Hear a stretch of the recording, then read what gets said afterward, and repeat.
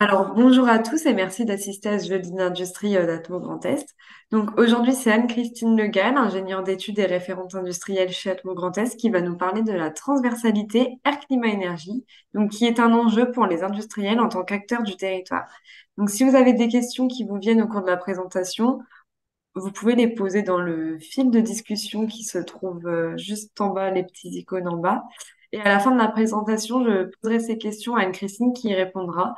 Euh, on vous tient au courant aussi que le webinaire est enregistré et qu'on vous renverra le lien de la vidéo dans un mail. Voilà, je laisse la parole à Anne-Christine. Eh bien, merci Margot. Bonjour à tous, bonjour à toutes.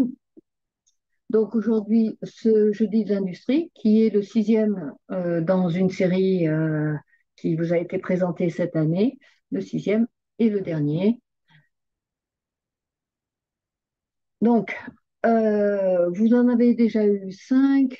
Le premier était vous présenter la structure associative qui est à mon Grand Est, et ça vous a été présenté par Emmanuel Trabzonsu. Ensuite, non, ils ne sont pas dans l'ordre, mais vous avez eu aussi une présentation un jeudi de l'industrie sur les inventaires des émissions par Mathilde Vu. Un séminaire aussi, un webinaire sur la modélisation à multi-échelle par Jérôme Lepé. Les campagnes de mesure continues ou ponctuelles vous ont été présentées par Perrine Jenson. Et enfin, le suivi olfactif et l'identification des sources d'odeur vous a été présenté par Emmanuel Janssen. Vous êtes invité à ce séminaire en tant qu'industriel, un des quatre collèges de notre association, qui, comme vous le savez maintenant, vous s'occupe de mesurer, évaluer la qualité de l'air et de comprendre et de représenter tous les processus qui sont identifiés sur l'image qui est à droite. Alors, pourquoi se préoccuper de la qualité de l'air quand on est un industriel? Puisque pour vous, l'important, c'est vraiment le développement économique. Certes, mais dans le développement économique, ce que vous avez à faire, c'est vous préoccuper de vos apports d'énergie, enfin de votre utilisation d'énergie, et ça, déjà, ça vous coûte des euros. Et puis, vos activités émettent peu ou prou des odeurs, des gaz à effet de serre, des polluants. Et face à ces émissions, vous avez trois interlocuteurs principaux. D'abord, le législateur qui vous impose des limites sur vos émissions. Ensuite, votre collectivité sur le territoire du territoire sur lequel vous êtes implanté. Et potentiellement, pour certains d'entre vous, vous avez des associations de riverains qui sont plus ou moins virulentes et qui vous posent des questions auxquelles des fois c'est un peu difficile de répondre euh, parce que vous manquez peut-être un peu d'informations. Alors vous essayez de faire des analyses, des rapports, et puis ben, voilà, est-ce que ça suffit pour votre site? À voir. Ce que je vous propose maintenant, c'est de revoir, de rebalayer les activités ou les éléments que Catmo Grand Est vous propose. La législation, d'abord, on a vu, vous impose de connaître votre impact sur l'environnement, donc de faire des évaluations d'impact, de vérifier votre conformité réglementaire. Pour ça, trois outils qu'on a vus pendant les différents jeudis de l'industrie.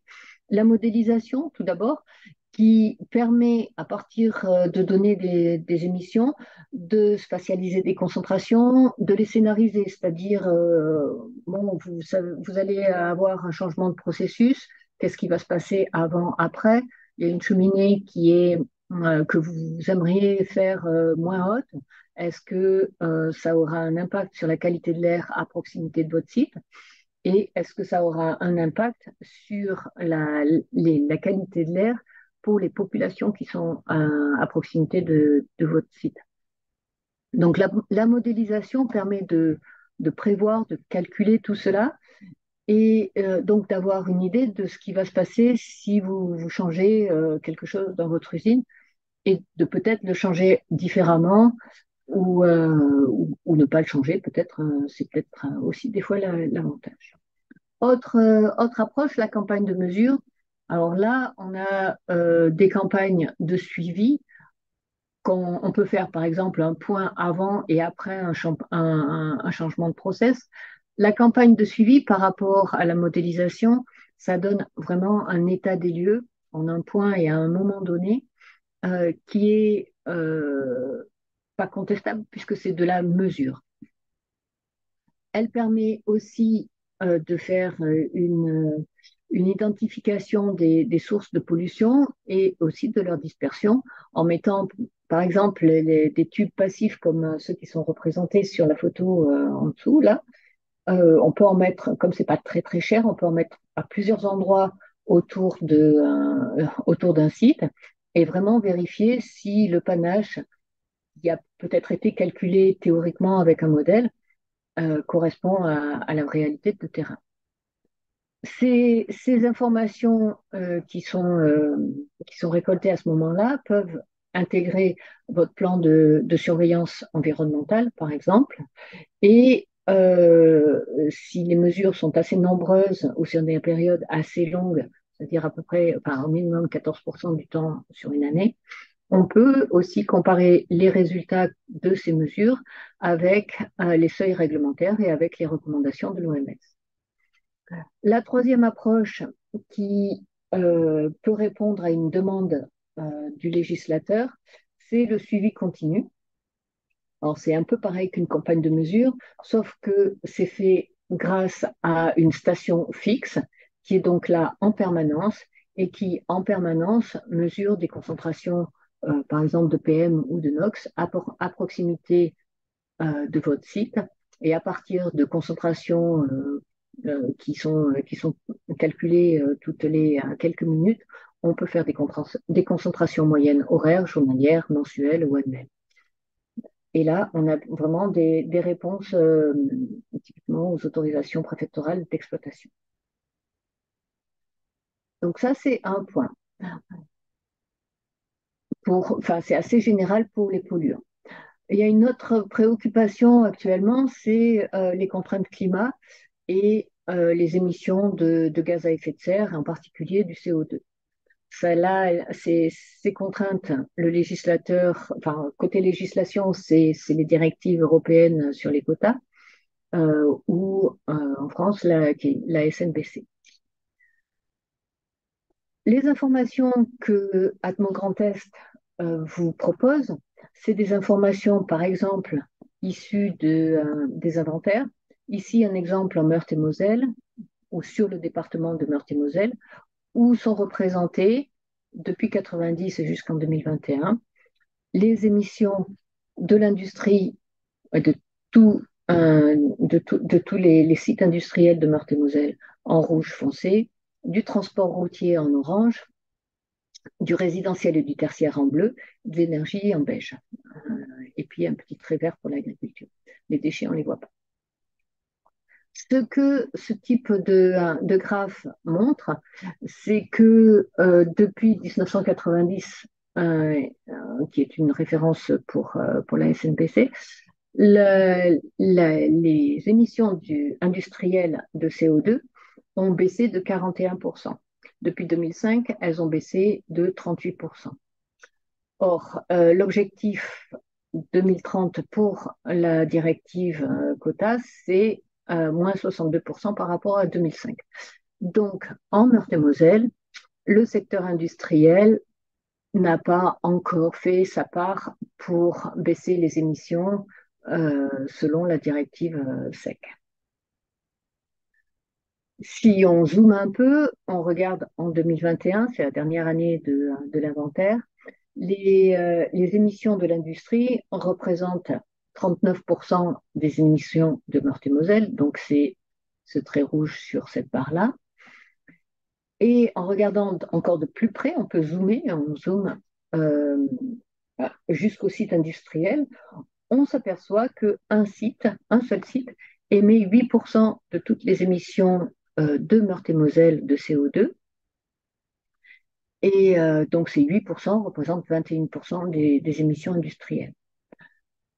L'intérêt, enfin, l'intérêt d'un graphe comme ça, c'est d'une part d'identifier si votre site est particulièrement émetteur.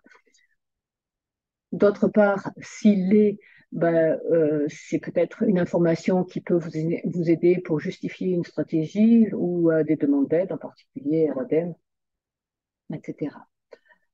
Quand on regarde ces données-là, on a bien entendu d'autres données sur chacun des sites et on a une donnée qui est celle des émissions de CO2 biomasse. Donc, le CO2 émis lorsqu'il y a de la biomasse qui est brûlée, qui est utilisée en combustible.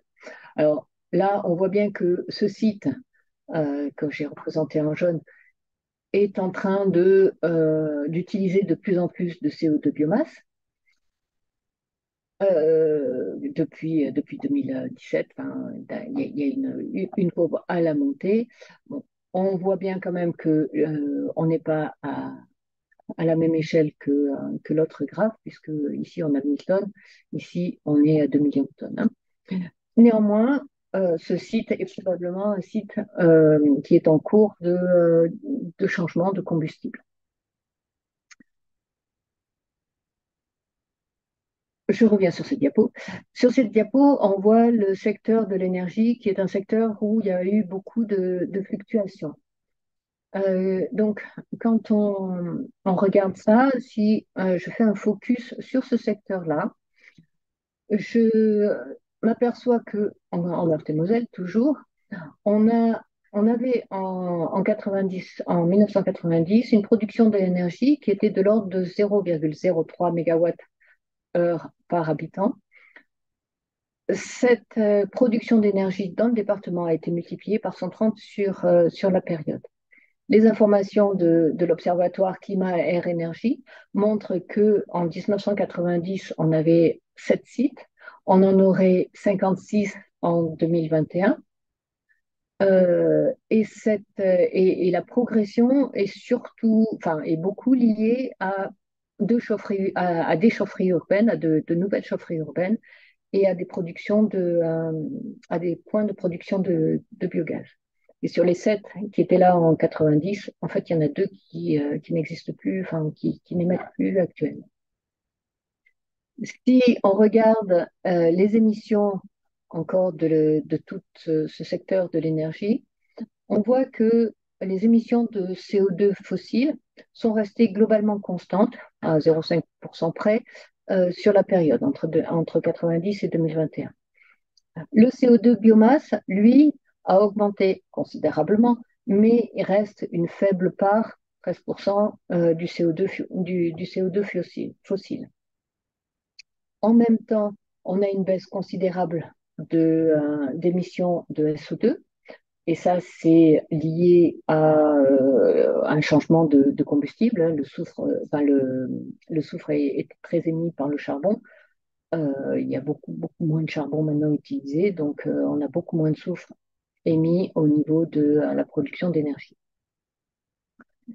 Et sur ces moins 95, enfin, en plus de ces moins 95%, il y a un site sur la Meurthe-et-Moselle qui est en transition, c'est-à-dire qui est en train de changer sa source de combustible de charbon à autre chose.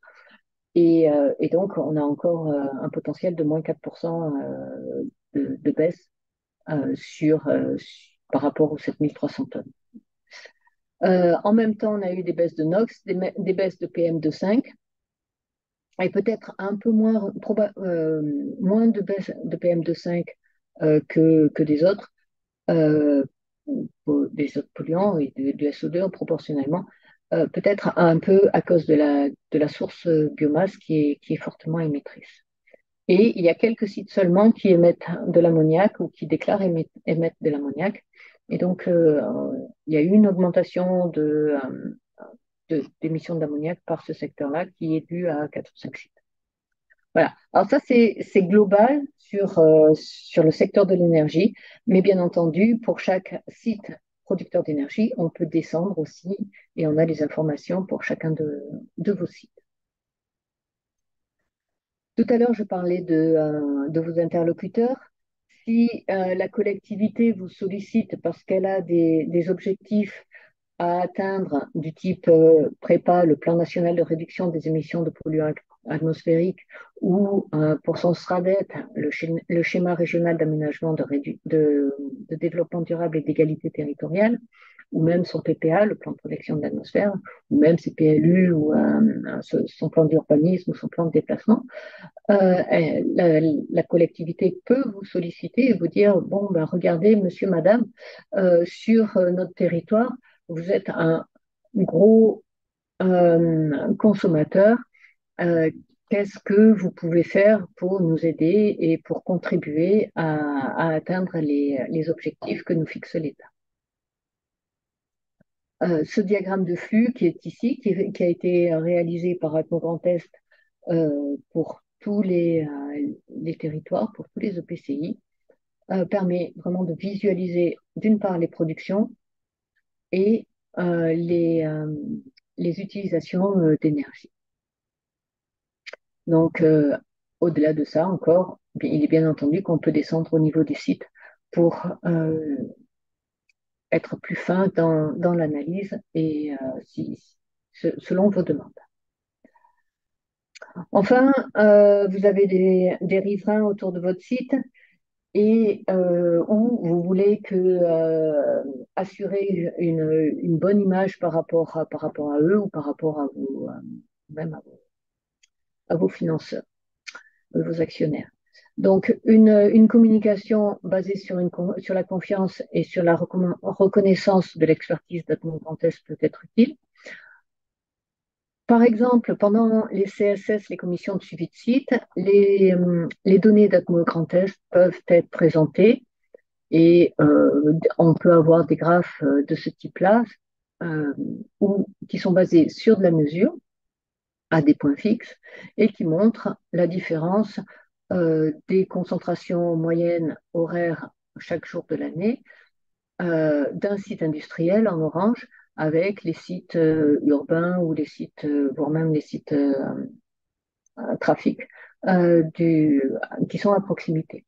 Et là, on voit qu'il y a une différence et à ce moment-là, on peut discuter et essayer de comprendre d'où vient cette différence. Est-ce qu'elle est liée uniquement aux émissions d'un industriel, d'un point fixe, ou est-ce que c'est une combinaison d'apports extérieurs au territoire, ou encore de sources mixtes, le chauffage, etc.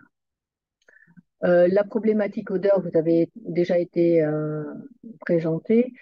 Si vous avez des plaintes récurrentes d'odeur, les campagnes des nez d'Atmo Grand Est peuvent donner des réponses et expliquer pourquoi, à proximité de ce site-là, on a des odeurs le long de ce ruisseau et d'où elles viennent. Parce qu'on sait les identifier en tant que, pas juste des expressions subjectives, mais les associer à des substances chimiques. Le dernier point que je veux vous présenter, c'est la boussole. La boussole, c'est un outil que Atmo Grand Est vous propose. C'est en quelque sorte votre fiche d'identité climat, air, énergie. Elle représente les émissions de six types, pardon, les émissions de six polluants, euh, pardon, elle représente pour six polluants, oui, les émissions. Les polluants choisis sont les NOx, les PM10, les PM2,5, les COV, donc les composés organiques volatiles non méthaniques, et deux composés, ou une famille de composés liés au réchauffement climatique. Le pouvoir de réchauffement global, ça regroupe tous les gaz à effet de serre, et le CO2 issu de la combustion de la biomasse, qui n'est pas compté dans le PRG. La dépendance énergétique, c'est toute votre consommation de combustibles qui peuvent faire de l'énergie, qui sont utilisés soit comme source d'énergie, soit comme réactifs dans un processus chimique. Donc, on a ces 7 paramètres qui sont représentés pour votre site. Ils sont calculés sur des scores normalisés par rapport pour chaque paramètre au 15e plus gros émetteur ou le 15e plus gros consommateur d'énergie du Grand Est. Et donc, on a pour chaque site ces données-là. On les compare avec les informations du territoire. Et là, je vous montre la légende de ce schéma où on a au 1, donc c'est le score des 15 plus gros émetteurs de la région Grand Est. Et il est vraiment égal à 1 pour le 15e plus gros émetteur de la région Grand Est. Ensuite, en orange, c'est les scores de votre site.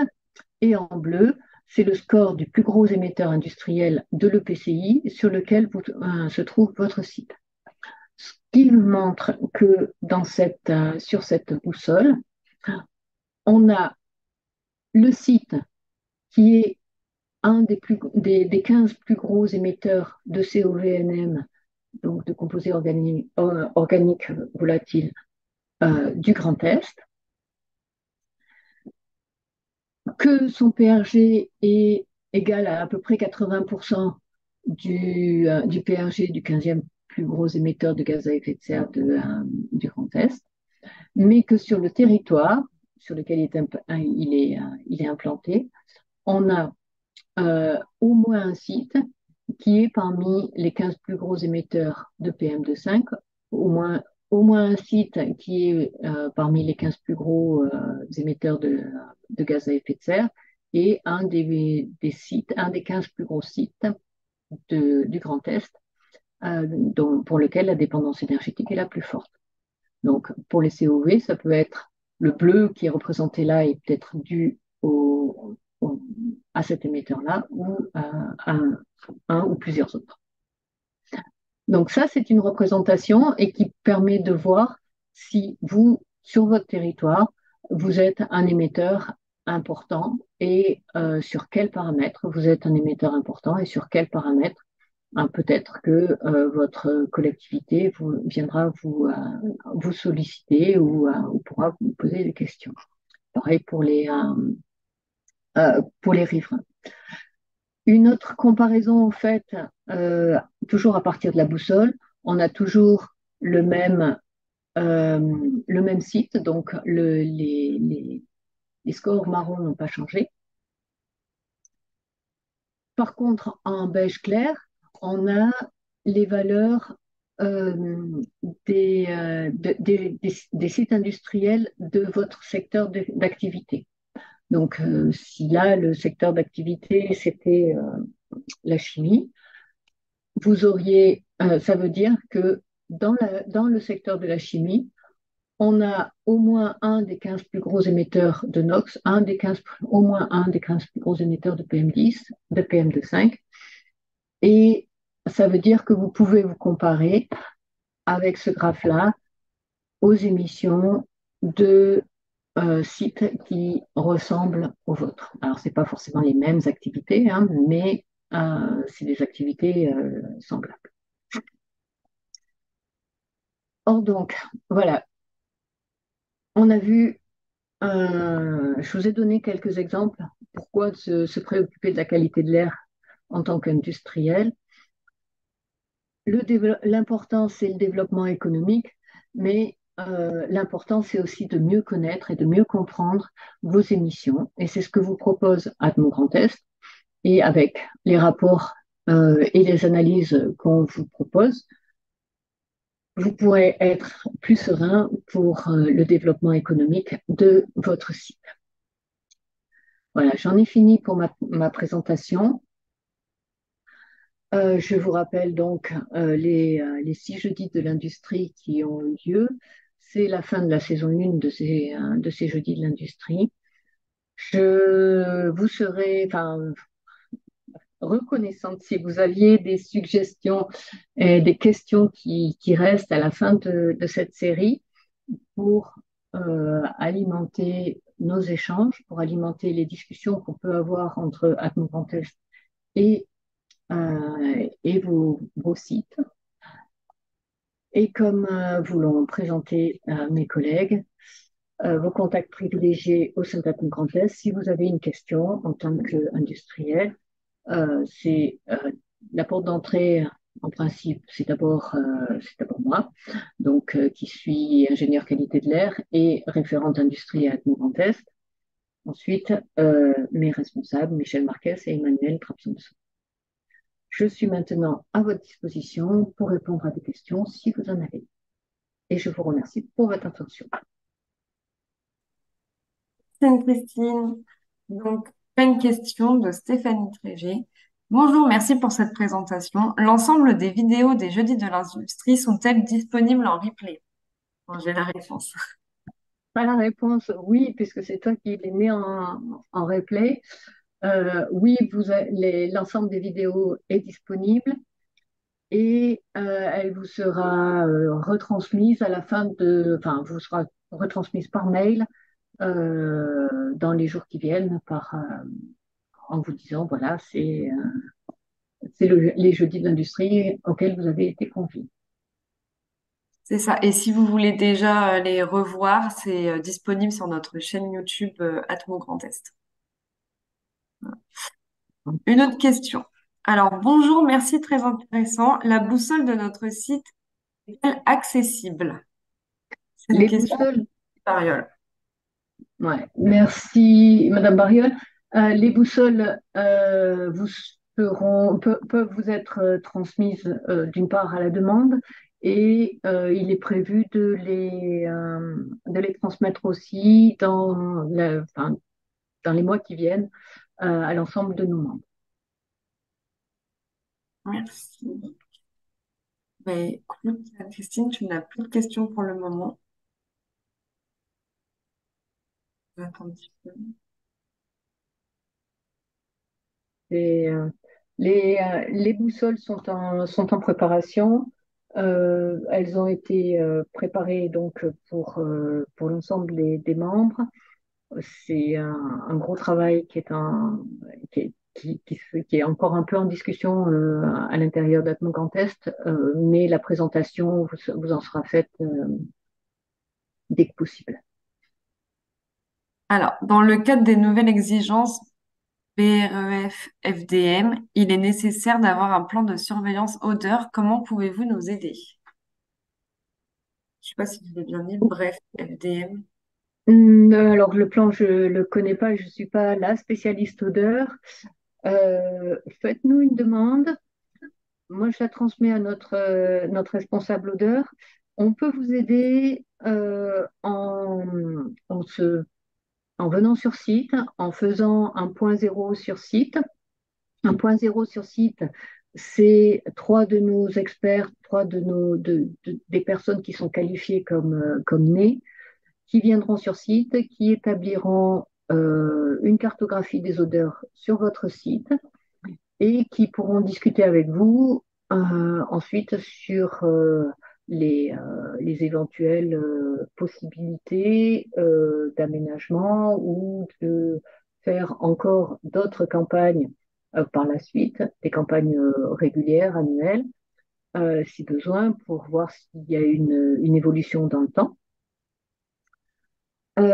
On peut aussi mettre en place un jury de nez. Et pour plus de détails, alors je vous renvoie vers le jeudi de l'industrie qu'a fait Emmanuel Janssen, donc celui-là, le troisième jeudi de l'industrie. Donc vous aurez la vidéo. Et autrement, contactez-moi et on voit comment on peut vous aider. Merci, Anne-Christine.